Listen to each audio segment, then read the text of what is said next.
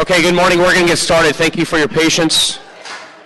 Welcome to today's Public Safety Committee. Today's Tuesday, April 19th. I'm Vice Chair, Councilmember Joe Buscaino. I'm joined by Mr. Bonin and Mr. O'Farrell. Mr. Englander is about 5 or 10 minutes out. We will get started here. If I can direct your attention to the agenda.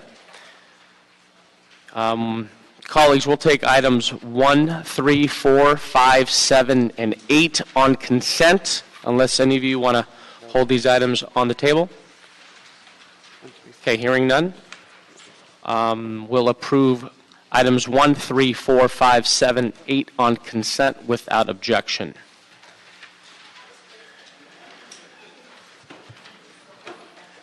So with that, we will begin with item number 10 is a presentation.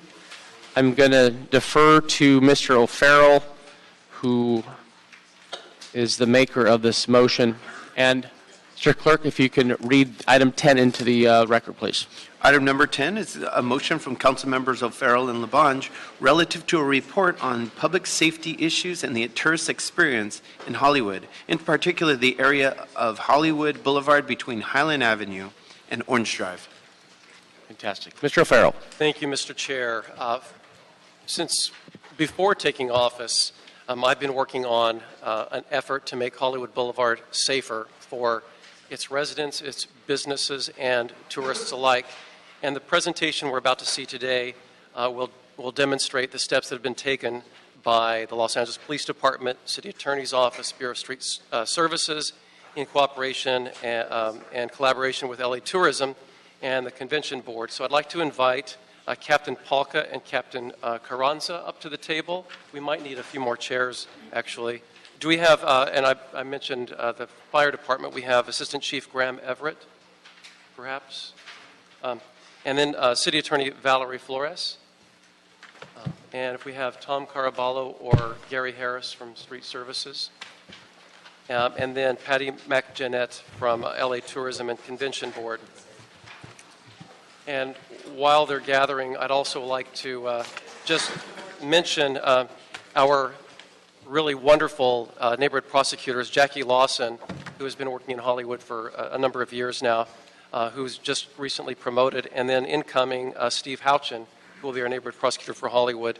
The team is doing an amazing job in this effort. For years, Hollywood between Highland and Orange has been inundated with crowding and a high volume of pedestrian traffic due to the many tourist landmarks that draw people there from all over the world. The crowding is further exacerbated by an uptick of public safety issues stemming from some of the live performance activity occurring there.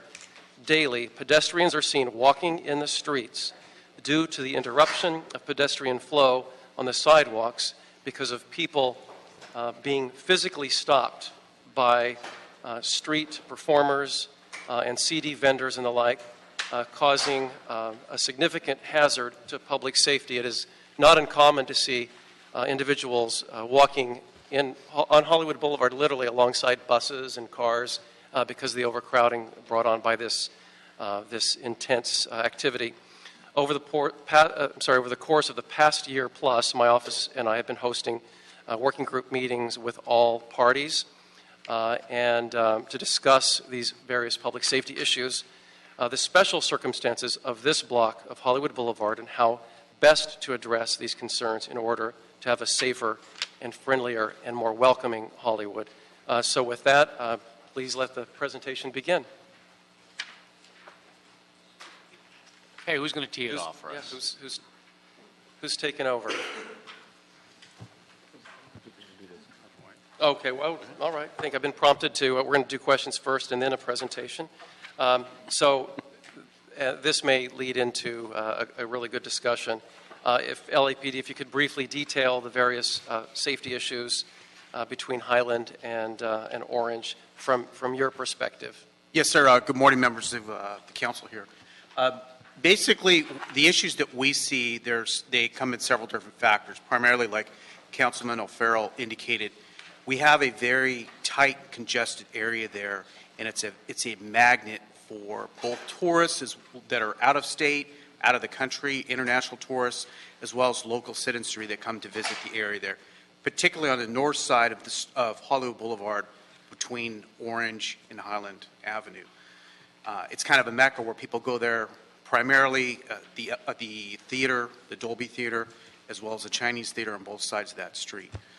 So when we have a constant flow of pedestrians there, with that flow of traffic, it's obstructed very often, like the councilman said, in regards to the various acts and performers that perform there, primarily they're street vendors who do selling various different articles, as well as performers who take up part of the sidewalk area, which constricts the flow of traffic. One of the primary issues that we have as far as public safety is those acts cause stagnant pedestrians and a crowd to form. Therefore, it bottlenecks pedestrians and also folks that are elderly, that may be on crutches, that may be in wheelchairs, and they can't go east and west, particularly on the north side of Hollywood Boulevard. So therefore, they end up having to go out in the traffic lanes. Now, if you're familiar with the area, those traffic lanes are very, very dangerous in regards to there's large buses, the Starline tour buses that go through there, as well as people drop people off and on right there. So it's a very dangerous place to navigate for pedestrians. So unfortunately, that flow gets out in there. So one of the primary factors that the officers that are assigned there, we have officers that are worked there 24 hours a day, assigned to that particular location. So they're constantly monitoring there and managing the traffic flow that goes on there. So that's one of the primary functions they have. So unfortunately, one of the things they also have to do is they effect arrests and detain people and take physical custody of people. So it's incumbent that we have some kind of process or program in place in order to control that, because those officers sometimes are taken out of the station to take care of other kind of business. So if we have some kind of formality and process that we can regulate this, it would go a long ways towards encouraging public safety so we don't have these issues come up. Thank you. And just related to, obviously, with the characters, the panhandlers, and the seedy vendors, and the concentrated amount of traffic flow, and when the study and the presentation is made, you'll see the majority of the study comes from individuals who are international guests to Los Angeles, as well as those outside Los Angeles County, and to have the ability to look at information to better regulate or police that immediate impacted area would improve the quality of life for the merchants who live there, for the community, and for those who are visiting Los Angeles. Thank you. Question for you, gentlemen. How many criminal violations have been recorded, and how many administrative citation enforcement violations have been used in the past 5 years? Do you have those numbers? So when I look at our violent crime numbers, our Part 1 crime numbers, which are the serious crimes, robbery, assault, serious property crimes, we've seen a steady flow. We go back to 2011 with 226, 2012, 269 Part 1 crimes. It grew to 2013 to 281. And our last numbers are 298 in 2014. So we've seen a consistent uptick in violent crime, which I believe has thwarted some of the entertainment value there and some of the industry flow or the tourism flow into that community. And he can go through the citation numbers. Right. In regards to the arrests that were made, in particular for the felony arrests that occurred between the areas that Captain Polka spoke of, we made 482 felony arrests within that time frame. So that's a significant amount in a very constricted area. Misdemeanor arrests, 1,356. So once again, those are significant numbers impacting not only that particular area, but also Hollywood in general. Total arrests, 1,838. We've issued 750 citations in a 5-year period, and then with the new ACE program into effect, we're up to 150 year-to-date already in the ACE citations in that immediate impacted area. So if we look at that area in a whole, it's a high concentration of police activity that's drawn to that location. Do you have approximate percentages of those crimes and citations as they relate to the actual individuals who are oftentimes wearing masks and we have no idea who they are? Well, sir, in regards to the arrest within the parameters that we're speaking of, we had particularly 2 characters. 19 felony arrests were made, 114 misdemeanor arrests were made. And 525 RFC citations to characters, which is 19% in that area. So of those RFCs that were released from custody were citations, which is an arrest, but it's a non-custodial arrest where they're cited and released. 180 vendors, 31 street performers, 525 characters, and 13 additional characters. And those for various different citations, such as illegal street sales, prohibited noise, loitering and obstructing the sidewalk, as well as aggressive solicitation. What are examples of some of the felonies that you've seen? Some of the felonies that we had: criminal threats, grand theft person. We had 3 specific robberies, aggravated assaults. Those are typically what we have for the felonies, sir. Do you sense from these numbers and your experience that some sort of oversight, some sort of program needs to be implemented to help get this under control? Yes, I think it would go a long way to improve the quality in that impacted area to look a little further at some kind of regulation. Thank you so much. We'll move this right along. Thank you. We have the fire department. Thank you again, Chief. How many calls has the fire department responded to in this past year? So in 2015, we responded to 729 calls in that immediate area. Roughly 6 a month or so. It's difficult to say if that's extraordinarily high. The comparison data we did not provide was from 2014 to 2013 for the exact same area. And to compare it to other parts of the city wouldn't be as specific a analysis because it's so variable there in that area. What types of complaints were within those calls? So very much in line with LAPD's concerns. We responded. The top 3 were unconscious, and the second was actually assault, and the third was an OD/poisoning. That's how it gets dispatched, and so the ultimate disposition of the patient remains to be seen until we get there. But when it gets dispatched, it's that way. So when they speak towards the assaults and stuff like that, we will be on scene as well. What's the fire department's response when you observe or are made aware of completely blocked sidewalks where people on crutches, wheelchairs, limping, you name it, are walking in the street because of overcrowding on the sidewalk due to this type of activity? Our department's role, unless we're called out or unless we're in the immediate area witnessing that, then there really wouldn't be any response from the department. So once we're called, the members that would show up on scene would take some kind of action to assist those people. However, we would be working with law enforcement as well if anything was to happen and we were called to assist in terms of medical need or something else. Generally speaking, it would be the police department or perhaps other agencies that enforce or encourage people to move along as opposed to create the hazard? Yes, sir. That we're talking about? Okay, thank you. All right, Ms. McJennett, in terms of tourism, can you briefly describe the tourism profile in Hollywood along the Walk of Fame over the last 5 years? Yes, in fact, what I thought I would do is share with you a couple data points that we have from a study that we did several years ago in 2013. In front of you is an abbreviated information from that study. It was a visitor profile that we did across the city of Los Angeles and in some of your areas as well. But we're going to concentrate right now just on slides 3, 6, and 8. And slide 3, which talks about the estimate of Hollywood visits, gives you an idea of who's coming to Hollywood and how many people. So there are about 6 million folks who have come in the year 2013. That includes both people who are staying in hotels in Hollywood as well as hotels outside of Hollywood that come in to visit, as well as day visitors. And of course, the ones that we are the most lucrative are your overnight visitors. When you add how many times they then come to visit Hollywood during that time, you're up to about 12 million visits, which is quite a lot of tourists for an area. The other interesting point I think here is that you'll see that about 80% of them are from outside LA County, and about almost 40% of those are from international. And of course, international visitors are very easy to detect, to identify when they're out on the street, speaking different languages or looking certainly not as comfortable as some of the other visitors. So for our study included other things about what people did, their activities, and over half of them visited the Walk of Fame.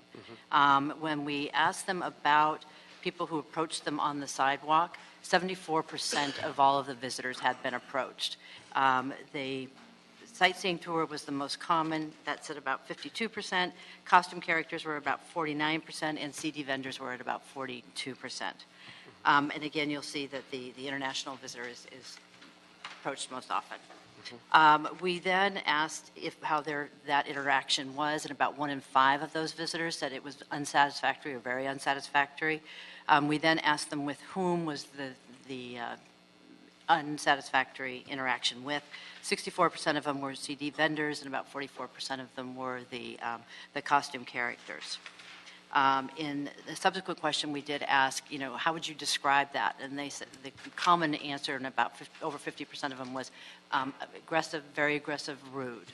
So I think, we're all certainly concerned about the visitors' safety and certainly the experience as well. But we do operate an information center in the Hollywood area, and, this study was done in 2013, and I think the situation, a lot has been done to really help the situation, but certainly the numbers of visitors just are growing. So therefore, I think the issue is growing. So. Thank you. And I know we're going to have colleagues who have questions, but let's get through the presentations from all the departments first, and let's go. Thank you, Ms. McDinnett. Let's talk, Tom, Beer Street Services. What are the most frequent violations that you cite between Highland and Orange on Hollywood Boulevard? We're dealing more with the street vendor, food vendor, with the carts. So we deal a lot with that. We also been dealing with the kiosks with the sightseeing tours, where they're placing them out on the sidewalk and they're actually adding to the obstructions and adding to the problem. We're dealing with the business owners, again with outside displays being placed on the sidewalk, which also causes a problem, in addition to the characters and the actors out there. In the past 4 years, we've issued about 150 cites. Those are RFCs, the release from custodies. We've held countless hearings with both business owners and some of the illegal vendors. Mm-hmm. Is it accurate to say that the sidewalk, the Walk of Fame sidewalk, is between 12 and 14 feet wide from property line to street? That's pretty close, yes. 14 when it's really wide, but 12 feet at other locations? That's correct. 12? 12. And do you feel, based on your experience, I've worked with you for years, we've talked about this many, many times, that there's a need for additional street use inspectors? Absolutely. Total citywide, we have 13 investigators that are actually out in the field. Citywide? So in your area, council member, there's one investigator for that Hollywood area. Although when we are conducting these task force, we try to bring in as many as we can to help support, and we also work with our partners over at LAPD. So definitely a need for investigators. Great, thank you. And City Attorney, Ms. Flores, how many stay-away orders have been issued? Okay, and with Jackie? Sure. Sure. Good morning. Good morning. Oh, please have a seat. There have been 54 stay-away orders between 2013 and 2016 that are current, but over the course of probably the last 3 years, there have been probably 60 to 70 stay-away orders issued. And those are basically for crimes arising in and around Hollywood and Highland. And you've heard the discussion. What are some of the reasons, as far as the individuals who have the stay-away orders, what have they done to earn a stay-away order? They vary from possession of weapons to assault to child annoyance to theft, vandalism, because the city attorney prosecutes misdemeanor crimes. So we wouldn't be handling any of the more serious assault with a deadly weapon type of cases. But most of the incidents have involved some sort of violence. Mm-hmm. Some sort of violence. And based on the information that we've just heard that detail the special circumstances, how do you feel we can proceed with regulations dealing with time, place, manner, First Amendment activity that are consistent with the Supreme Court and Ninth Circuit Court? And that is, I'm going to defer decisions. to Valerie. Sure, sure. Thank you so much, Jackie. Good morning. We have been researching other First Amendment time, place, and manner regulations. We have one in Councilmember Bonnet's district in Venice because they have similar issues to Hollywood and Venice. It's a lot of First Amendment activity performing, but also because of the tourists, you have a lot of vending. And so we've limited vending on the Venice Boardwalk area to only First Amendment vending. Even with First Amendment protected vending, including performing, a city may lawfully impose time, place, and manner restrictions. So we've been looking around the country and even our neighbors in Santa Monica to see how other cities with sort of similar tourist draws have tried to get a handle on who's coming in, what activities they're doing. New York, Times Square is looking into establishing a permit system. Santa Monica has a performing permit that anyone wanting to perform needs to obtain. In Venice, we do sort of a first come, first serve in sort of designated spaces. We also are very interested in an ordinance out of Las Vegas.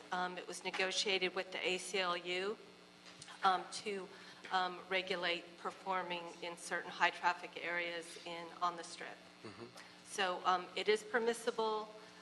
It's a good way to, make sure you know who you're dealing with, and you can sort of limit the numbers of performing activities. If there are too many and they're causing people to go into the streets, you can kind of get a handle on that through a permit system. So those are the sorts of research projects we're working on. And based on your experience, do you feel that we, based on the data, have established enough of a rationale for imposing a regulation of time, place, manner? Yes, in particular because this, very small area is such a tourist draw. And where you have a big tourist draw, you often have a lot of performers, solicitations, and because of the narrowness of the sidewalks, for 6 to 12 million visitors a year, 12-foot sidewalks are really narrow. Mm-hmm. And especially when some performances draw crowds. So that combined with the number of crime and public safety, fires and street services statistics about how often they have to come to that one small area. I think, we could lawfully and constitutionally impose some program to require people who want to perform there to abide by certain time, place, and manner restrictions, mm-hmm. and limit the number to an appropriate number given the physical constraints and the fact that those sidewalks have to be shared. Mm-hmm. Terrific. Thank you. I'll have a few more comments and questions, but I know that Mr. Bonin has some comments. Thank you. First of all, I want to commend Mr. O'Farrell for all the work he does. I understand these issues because of the similarities in my district. I think you've done a phenomenal job, and I want to thank all the various departments for stepping up and applying so much attention and energy and resources. I have a couple questions, and they all sort of fall into the category of where's mine. The similarities are pretty striking between Hollywood and Venice Beach. Very significant differences, but pretty significant similarities. As Hollywood is described in the motion, one of the most unique areas in the city and a major tourist attraction, just like Venice. A marked increase in the number of tourists over the past few years, like Venice. One of the busiest, most densely concentrated areas of tourist attractions in California, like Venice. Visitors in the area create unique challenges for public safety, like Venice. And we need to invest in adequate resources to have a safe and welcoming environment, which is my intention in Venice. Venice doesn't get the same deployment, the same LAPD first, doesn't get the same dedicated enforcement as Hollywood does. We don't have sort of a constant staffing. We don't have around the clock. Most times I can walk down the boardwalk at 11 o'clock at night or 8 in the morning and there's not an officer there. I appreciate that we get an influx of overtime in the summer when the crowds are greatest. And I appreciate that we've had additional metro deployment recently, but that's not the same. It's not the same community policing model. It's not constant. It's not dealing with the fact that my resource is both a international tourist attraction, a residential neighborhood, a small business district, and a park simultaneously. So I'm curious, what is it that justifies that concentrated, focused, regular deployment in Hollywood that Venice doesn't have, or you haven't been convinced that Venice has? Well, first of all, I'm a Venice Side graduate, and I know, worked the division, I know the community well. When we look at our historical, and I'm sure you'll mirror this to Venice, when we look at our historical crime and the pockets of the necessity to police the community to preserve and inspire the economical impact, as in Venice, in Hollywood, the best opportunity for us to do that, to continue the infrastructure growth, as we see with the development, is right along Hollywood Boulevard. And we made a commitment under Chief Bratton with Chief Grimala that that would be our impact zone. And as we've done that and done a good job policing it with the advanced crime, we've seen economy and infrastructure grow, which probably is similar in Venice as well. So that's my commitment as the area captain there and my partners. It's the Bureau commitment under Chief Grimala, including Chief Beck, as you know, that will continue that mandate. It's our best investment to provide this city an opportunity to expose itself to the wonderment of Hollywood, but also to the Los Angeles Police Department, that we can be servants to the people, to the community and the visitors, but that we can also enforce laws to protect, once again, that infrastructure. I get that, and I'm sure Captain Alberca would love to do the same thing if she had the Correct. resources from the department. Well, she's getting a bunch for the summer that we have to, that's another story, though. She's getting a handful of extra officers, as you know, and she already has them, as a matter of fact, starting yesterday. So some come from Hollywood as well. Yeah. So I'll look at Harry on this one. I'd like the department to explain to me in writing what the metrics are that justify this in Hollywood, but not in Venice, because I think the situations are very similar, and I just don't understand why Venice doesn't get the same round-the-clock stuff. For LAFD, similar question. The square miles covered by Station 27 in Hollywood, less than by 63 in Venice. The incidents are higher in Venice than in Hollywood. An increase of 4 calls per day in Venice, 3.1 in Hollywood. We just have a much higher call volume, and my understanding is we haven't had any additional LAFD resources in Venice in 40 years. My feeling is we need an additional ambulance like Hollywood received. They've now got 3. Venice still has only 1. And our call volume is increasing dramatically. I'm curious what metrics, using FireStat, that LAFD uses to determine when additional ambulances are necessary and how that would lead to not getting 1 in Venice. So the metrics that we use primarily is call load. However, there are other factors that are considered: geographical, isolation, and in the ambulance side, we do consider the call loads and the hospital availabilities and what kind of cross-ends would require. For the Venice area, I would have to go back and check on the resource deployments. I know in the high peak months, we do staff additional bicycle medics on the boardwalk to assist with providing first aid and getting that early intervention for people that need assistance. We getting those again this summer? I'm sorry? We getting those again this summer? I believe so. I'd have to go back and check, but I believe the metrics do speak to that it is helpful to have the bicycle medics available to the boardwalk. So my staff and I have done some research on the comparable metrics. I don't want to bog this down because this isn't about Venice, it's about Hollywood.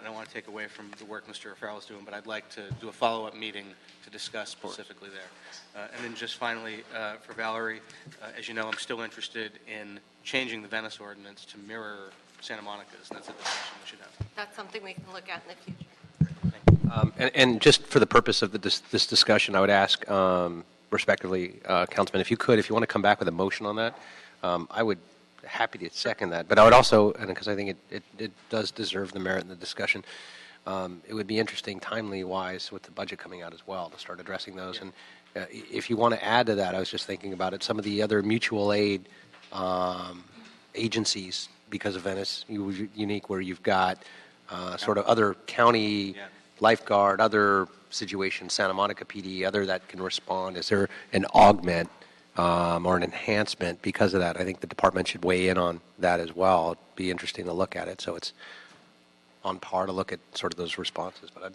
be happy to look at that. And then I think it's important with the budget coming in to make sure we do it quickly. Right? Yeah, absolutely.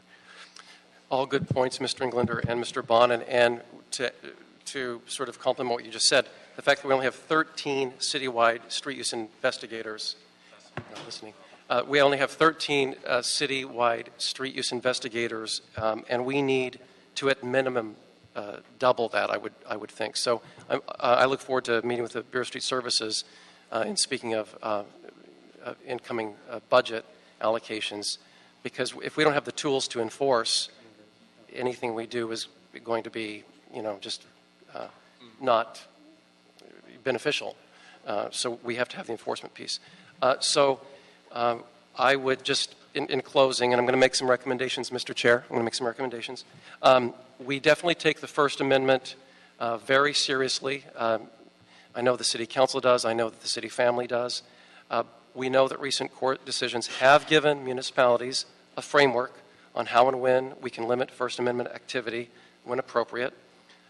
For example, the city places limits and imposes regulations on parades, demonstrations, as well as activities across the city, including the Venice Boardwalk.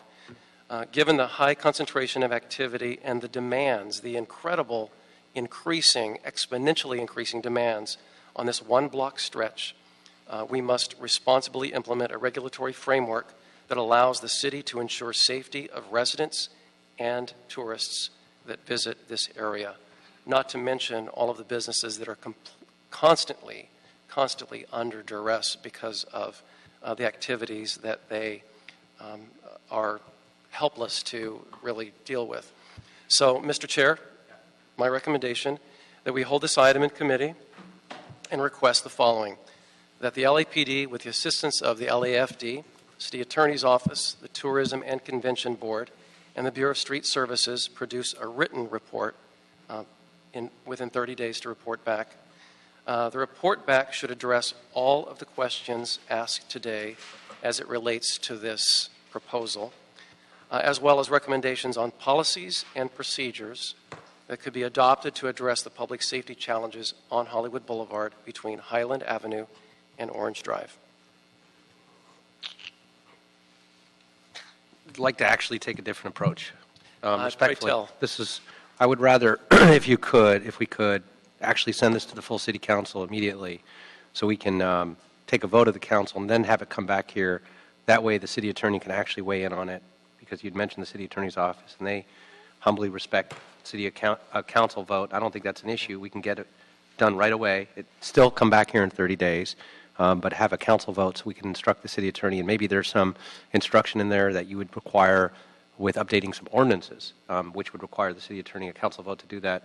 Actually, we can, instead of coming back here in 30 days, then moving it to council, then back here, sort of cut the timeline a little bit fast, make it a little faster. Well, 2 points, Mr. Chair. I am very interested in getting this adopted as soon as we possibly can. However, we have moved forward with an abundance of caution because of the backdrop, that the realities that we often talk about in this committee. So I'd like to hear from the city attorney's office in this idea that the chair has proposed. There are several policy points that it might be helpful for this committee to consider before sending a recommendation on to full city council. If you are going to adopt an ordinance that will set up a... No, that's not, I'm sorry, let me just a little more clarity. We're not sending anything to the council asking them to adopt an ordinance. We're sending something, I would suggest, to the council asking the city attorney to start working on the report to come back to public safety. Because oftentimes what happens is anytime we ask, we can only request the city attorney to do work on a specific matter. Oftentimes they say, well, we would like the council to ask for that. Unless you're saying you're willing to do the work without council, great, then we'll do that. Actually, yes. We take the position that we like to get instruction on drafting ordinances from full city council, so we make sure that we have clarity before we begin our work, and we have some Okay, so now you're just reasonable suggesting assurance. only for the ordinances, not Right. for a We report. are more than happy to come back with a report. Great. Which will lay out your policy options. You can debate them here at committee. Great. So you can send it to council with a recommendation that has some specificity. Got it. So Okay. we're happy to bring a report back Great. to committee. Okay, so with that commitment, then, happy to move forward. Thank you, Mr. Chair. I appreciate your willingness and sense of urgency to move this along, because that's exactly what I want to do. But I will say that because of the relationships that we've established in this process, I have incredible confidence that the City Attorney's Office does have a real sense of urgency as well on this piece of pending legislation. So, Okay, then that'll be the action. We'll go ahead and support those recommendations and move forward. Excellent. And Mr. Chair, we do have 3 cards on this item? Oh, we do, yes, I'm sorry. So we're not actually taking a vote yet. We're going to hear the cards first. That'll be the action as soon as we vote, perhaps. And the first one is Carrie Morrison, followed by Mike Harkins, and you can all come up at the same time if you'd like, followed by Nicole Shananian. And Mr. Chair, how much time would you like on the clock? 2 minutes each, please. Good morning. Thank you for the motion that you're bringing to the City Council, and thank you for the care and concern of this committee. I'm just going to underscore a couple things. I think it's interesting that Councilmember O'Farrell is asking for consideration for just one block, because it's interesting, if you go 1 block east or 1 block west, you do not have these problems. And the reason is because it is a target-rich environment for predators to prey on the vulnerable. And I heard a statistic today that I'd never heard before, but it certainly validates what you see, that 40% of these visitors are from out of the country. They have language barriers and cultural barriers, and the very predators are actually, you can just see them make a beeline to these people. It is an absolute embarrassment to our city. And any of us who have ever traveled overseas internationally, and we go to the Colosseum in Rome or, places in Spain and France, we are not assaulted. It's like running a gauntlet in that 1 block area. So the other thing that was not brought up, and not to be overly dramatic, but it has always been our concern that with the masked characters, the people who are completely anonymous, and even if you have a stay-away order against a masked character, he can come back as another masked character, that this is a terrorism target. This is the place where havoc could be wreaked. So I do hope that our city can find a solution to really make this area safe and accessible and something that we can be proud of for our world visitors. Thank you. Morning. Morning, council members. Appreciate your time this morning on this particular subject. My name is Mike Harkins. I'm the Executive Director of Security for Hollywood and Highland and the Dolby Theater. I'm also a retired police sergeant. I just want to echo what everybody has said this morning. This particular area of Hollywood Boulevard is chaotic. It's anarchy, and it's dangerous. And I appreciate the fact that you're looking into resolving this issue. I've been there for 12 years, day in and day out, and I've seen it every single day. And I think with everybody in this room, with the Los Angeles Police Department, the Los Angeles Fire Department, City Attorney's Office, we can all come together and figure out a way to increase public safety while protecting the constitutional rights of individuals. I do not believe that that cannot be done, and I'm glad to see that this is moving forward. I hope it continues. Hollywood and Highland is grateful, and we are a willing partner, and we'll do everything we can to assist you in this matter. And again, I appreciate your time this morning. Thank you very much. Morning. Good morning. Nicole Shahanian with the Hollywood Chamber of Commerce. On behalf of our nearly 900 members, I want to thank you so much for hearing this motion today. Hollywood Boulevard is the most famous street in the world and is home to some of LA's most crowded sidewalks. With tens of thousands of visitors each day, Hollywood is a unique area of the city with very specific public safety concerns surrounding the issue of its sidewalks and protection of the Walk of Fame. As you know, the boulevard is struggling with an overabundance of mobile food carts, seedy vendors, street characters, and tour bus solicitors. The aggressive solicitation has led some to refer to the experience as the Wild Wild West of Hollywood Boulevard. Additionally, we have seen a major increase in the number of homeless encampments in the area. We're all aware of the importance of the tourism industry in Hollywood and want to be sure that each and every individual leaves our city having had a pleasant and entertaining experience. It has become very apparent that the combination of these forces on Hollywood leaves a bad impression on the very tourists that we're seeking to attract and creates a dubious situation for public safety on the boulevard. The Chamber is continuously working to ensure a more tourist-friendly experience. However, it remains a challenge as the city, LAPD, and county departments that oversee enforcement of Hollywood Boulevard do not have enough staff resources to properly enforce many of the already existing regulations. The Chamber believes that this motion will go a long way to help find solutions to some of our public safety challenges and help to ensure that our visitors have a safe and enjoyable experience. So I just want to echo everything that was said here and really thank you for taking the time to consider this, and we look forward to partnering with you in any way that we can. Thank you very much. Okay, so with that, we will go ahead and vote on it. Any objections? Seeing none? It's approved. Okay.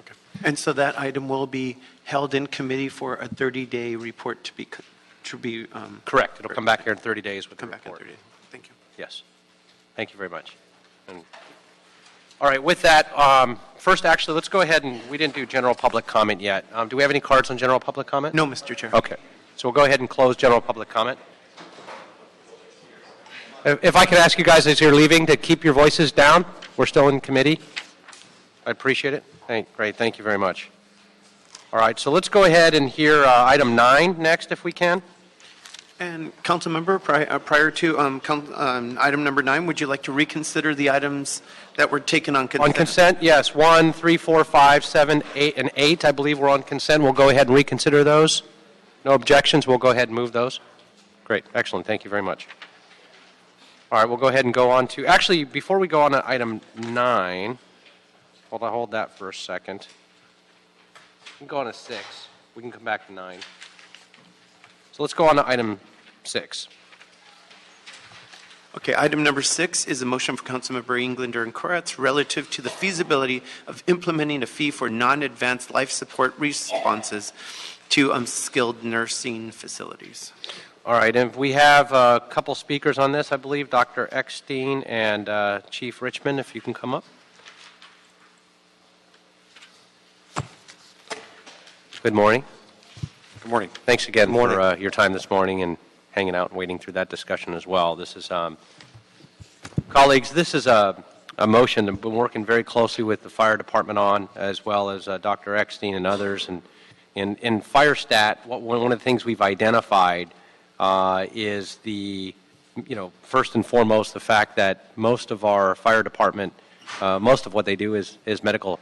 It's about 85, sometimes 90%, depending on any given day, medical. Fortunately, knock on wood, we have less fires, but we do have a lot of medical issues in the medical emergency and response taking up the bulk of our calls. And with that, we have an issue or an opportunity in looking at and what was modeled after what they've done in Santa Monica, and a way to reduce the fire department's paramedic service to skilled nursing facilities. What's happened, what's emerged, and is now a culture amongst many of these facilities are numerous calls and chronic calls for non-emergency situations. Many, and there's been a lot of different stories on this, where nursing facilities don't want to go what's called hands-on on a patient. So suddenly somebody just falls over. They don't even want to pick them up. They don't want to touch them. Whether it's lack of training and or insufficient insurance or otherwise, they just call 911. And we have many of the situations where many of these facilities are chronic callers, where we're out there 3, 4, 5 times a day, sometimes a week, depending on the facility, or a month. But they are constantly going out there. Many of the agencies and departments have recognized this as a severe issue, where it's taking basic life support, not advanced life support, but BLS, away from the calls and throughout the city, and it's really hampering us. Santa Monica has dealt with this and created a particular cost recovery initiative that seems to be working. So if you can walk us through, I'm just sort of opening it, but if you can walk us through, Dr. Eckstein, sort of what have you found in this space, and what are we looking at? Thank you, Mr. Chairman. Thanks for inviting us. This is certainly an important issue, and we certainly applaud your efforts to bring this issue to the forefront. We certainly are aware of the growing number of calls to these types of facilities, and there's a very different types of regulation, and certainly it appears that the ordinance from Santa Monica might have the desired effect, that is to decrease unnecessary utilization of 911 for low acuity complaints from these residents for issues that should be handled by the staff on scene. Right now, we don't have the exact metrics or data from our department because we haven't asked our members to classify the facilities, whether responding, whether they are an assisted living facility, a retirement community, or skilled nursing home, or a rehab facility. So we have to do more legwork to get that specific data. But that being said, conceptually, the fire department completely agrees and shares your concern. The only issue we have is we don't want to be overly restrictive in this motion. Right. Some of the data that Chief Richmond, who'll be taking over the Valley Bureau shortly, has run indicates that perhaps the greater demand on our resources is not from skilled nursing facilities or nursing homes, but actually assisted living facilities. The assisted living facilities are licensed by the Department of Social Services, whereas the skilled nursing facilities actually have healthcare providers and are licensed by the California Department of Public Health. So we respectfully recommend that the motion be revised to be a little bit more broad-based, to also include the residential care facilities, which include assisted living facilities, retirement homes, and board and care homes. In this category, again, there's no requirement for medically trained healthcare providers to be on site. I think these are the facilities or the category of facilities that have accounted for a disproportionate number of 911 calls on our resources. And I think with the changing demographics, particularly in the San Fernando Valley, with a growing number of elderly individuals, this appears to only be getting more significant and exacting a greater toll on our resources. And I just also want to add, certainly we have no issue, and part of our mission certainly is to respond to this vulnerable population, the geriatric population. But we completely agree with you that low-level complaints, such as helping individuals get back into a chair or in bed, or minor injuries, should be able to be handled by staff on scene. Then on the other end of the spectrum, if there's a dire emergency, such as a cardiac arrest, certainly any efforts by this body and up to the state level to mandate that workers at these facilities are required to get involved and provide life-saving measures such as CPR, which is directed by our dispatchers, all should be put into legislation. Great. No, I appreciate that. Thank you very much. And we'll go ahead and look at that, amending that as well. So, Mr. Richmond. Thank you, Councilmember. Assistant Chief Trevor Richmond. I'm the Assistant Bureau Commander, Operations, Valley Bureau. I would like to echo Dr. Eckstein's comments. I applaud Council Members Englander and Koretz for their leadership in this emerging issue. Since being assigned to the Valley Bureau, I began to look at fire stat data, and in the 5 battalions in the Valley Bureau, in every instance, the top EMS super user is assisted/independent living facility. We began to task our EMS captains to begin a dialogue with these facilities, and what we found anecdotally is that in a lot of cases, these facilities are very reluctant to enter a public safety dialogue with the fire department. And I would attribute that to their corporate policy. I have found that personally. I have tried to meet with a particular director of one of these facilities, and I found them to be very reluctant to available free training that the City of Los Angeles provides through our Department of Aging. They provide free training on fall prevention and medication management.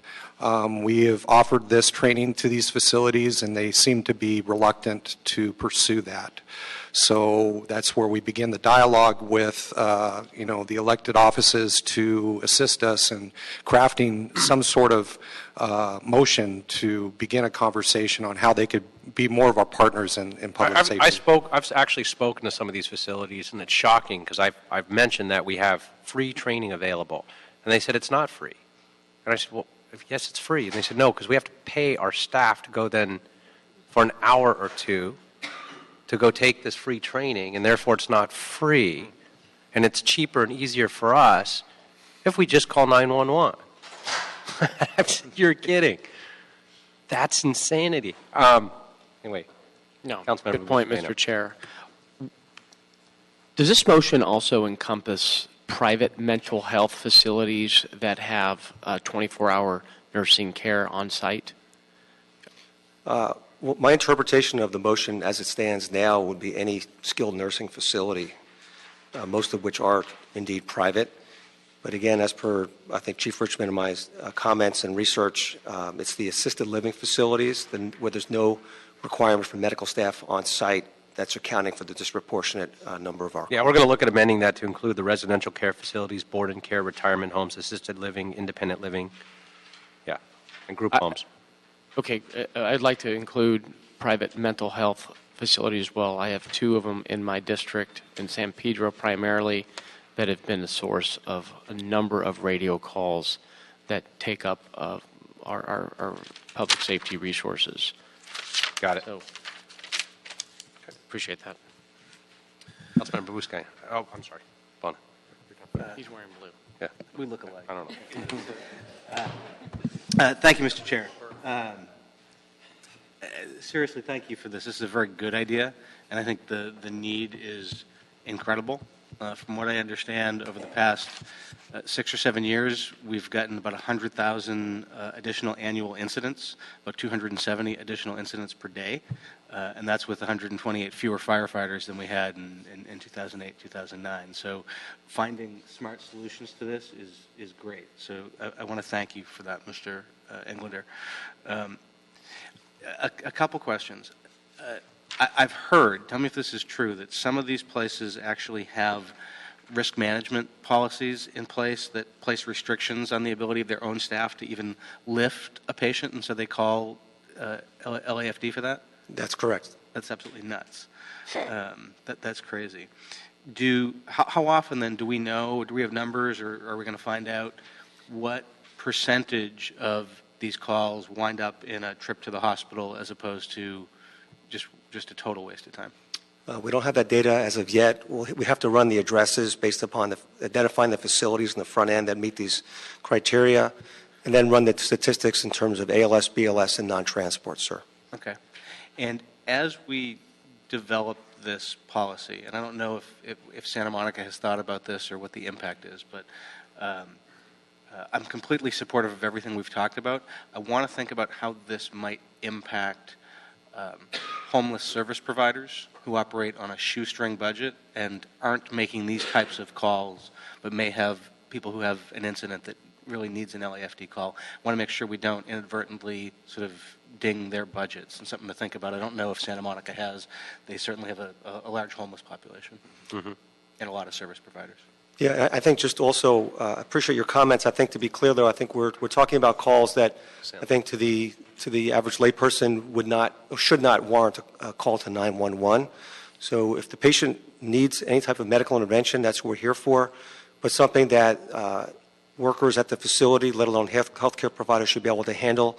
I think the way to dissuade that certainly is by charging a fee. And any idea what the fee would be? This is cost recovery, so. Well, we have to be cost neutral in our recovery, so there have to be metrics by our fire administrator and CAO. Okay, thanks. Thank you. Okay, with that, I do want to mention just a couple things, and we'll go ahead and move on this item. This is really an opportunity to get these facilities and encourage them to train their employees. This, more importantly, we're looking at just cost-wise to the taxpayers of Los Angeles, tens of millions of dollars.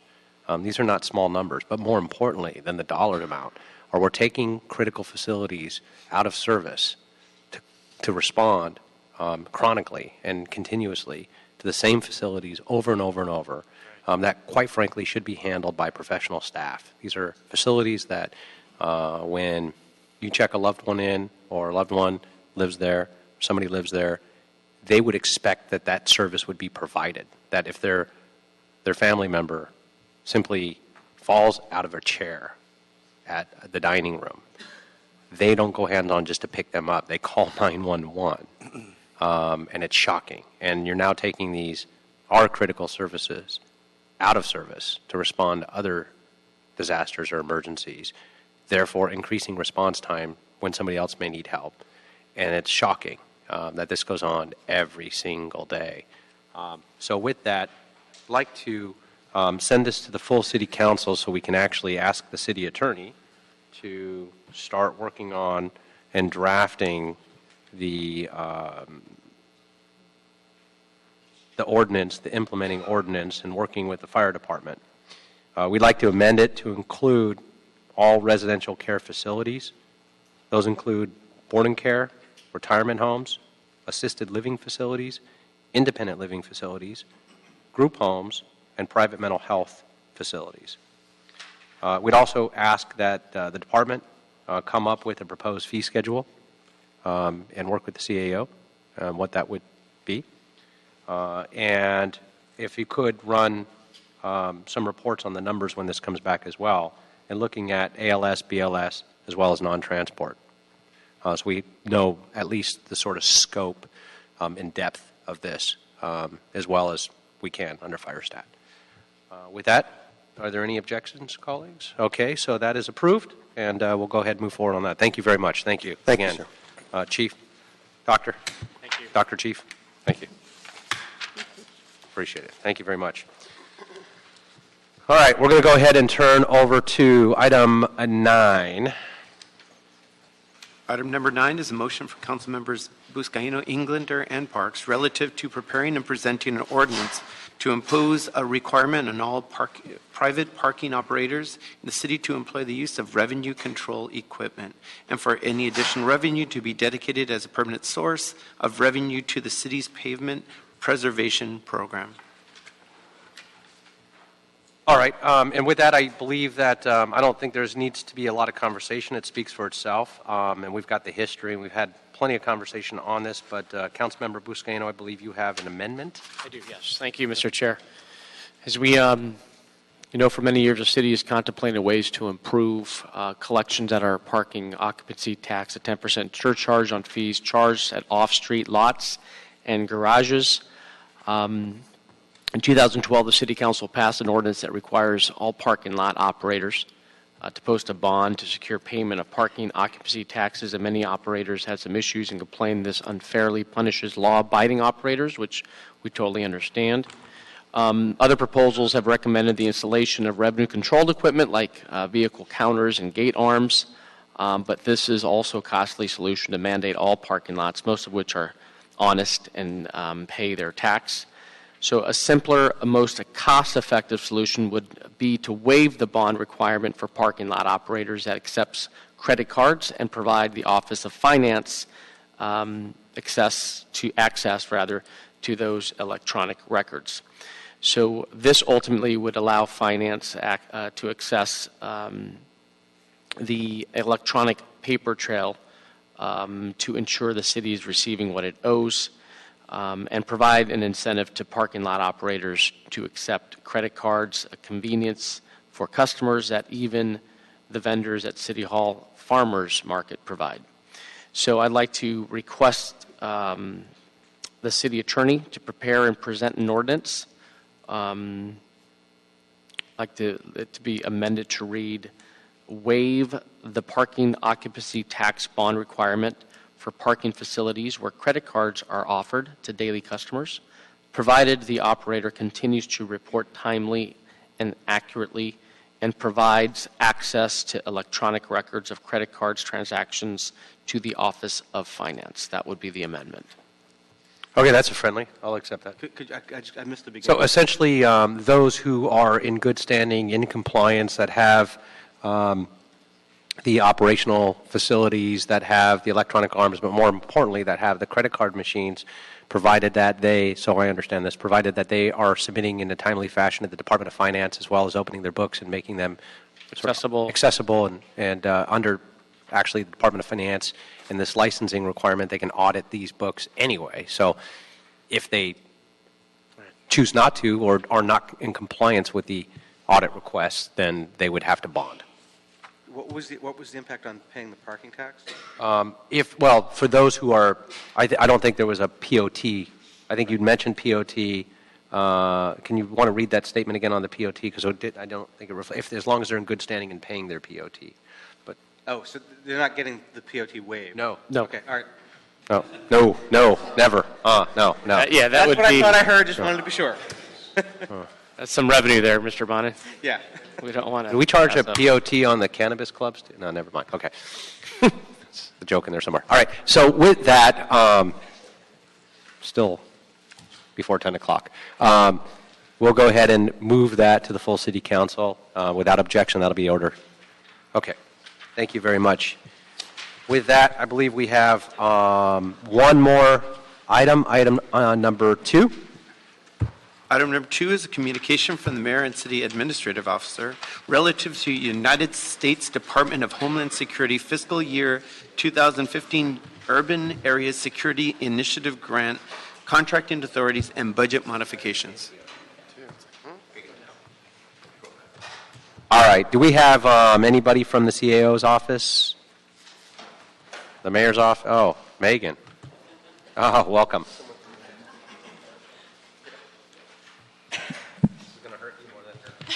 Good morning, Councilman. Good morning, Ms. Cotier. So just a couple questions on this. We've got $100,000 in this for the UASI Security Initiative Grant Compliance Monitoring. And I don't recall ever having a grant compliance monitoring fee. I thought that was already part of the staff portion of what we pull out of the grant portions that go back to the mayor's office to begin with. So are we coming up for an audit, or is it something that, this is new to me? Sure. Caitlin Ishikaoka with the Mayor's Office. We do conduct monitoring and compliance with our staff members on an ongoing basis. However, in light of the changes to the federal regulations as of this past year and effective as of UASI 15, we want to make sure that we are continuing to stay in compliance and continue to reinforce and make our monitoring practices more robust. So it's specifically because of the changes to the CFR this past year that we want to make sure that we are addressing those new regulations. Will this be an ongoing or a one-time? Is this something we're going to see? We expect this to be a one-time. We're working with this vendor to, like I said, make our policies more robust as of now, to make sure that from the get-go we are in compliance with the new CFR. Past that, we will implement those processes and policies, and our staff will run with them. We expect this to be a one-time fee. Okay. All right. Thank you. And then there's also another $250,000 for countering violent extremism, which sounds great. I think we're already doing that. But the question is, this is for a position in the mayor's office rather than in the police department. Correct. Can you explain, is this a civilian position for what exactly? If it's all right, I'll call up Neeraj Bhatnagar from our office to answer those questions. Okay.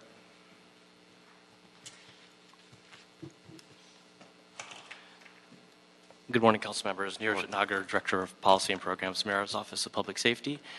I think the question was about why is this position in the mayor's office as opposed to the police department. Is that correct?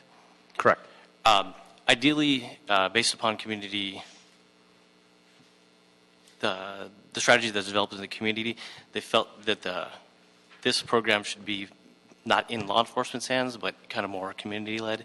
And the best place that we thought to put it would be the mayor's office to bring in law enforcement, community members, county resources such as mental health and public health, to marshal all those resources together under one particular area. Can you, let's do this. When is this scheduled? When's this item scheduled for council? It would be after recess. Okay, so we have time. Can you do me a favor and just meet with our office offline? I just want to hear more about exactly what We'd be happy creating here. That would be great. I mean, I like the idea and the concept. I just want to hear more about happy it. to- I don't we'd think be we need, happy to. especially if it's counterterrorism, I don't think we need to go through it here publicly now, but I'd like to hear more about it. All right, colleagues. No, we'll go ahead and move it forward. We've got time since it's not going to be scheduled and agendized for council until after the recess, so we've got some time to do that. And then we can just get a briefing offline. That'd be great. That'd be terrific. And with that, I believe that concludes the agenda. And this committee meeting is adjourned. Thank you.